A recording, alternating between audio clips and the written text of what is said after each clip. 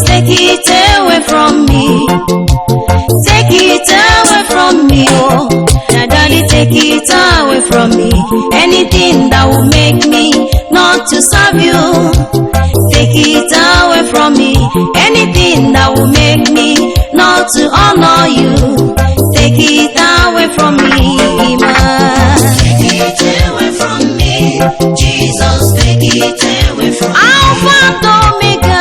Take it away from me, Jesus, take it away from me. Oh, my Anything that will make me not to serve you, take it away from me.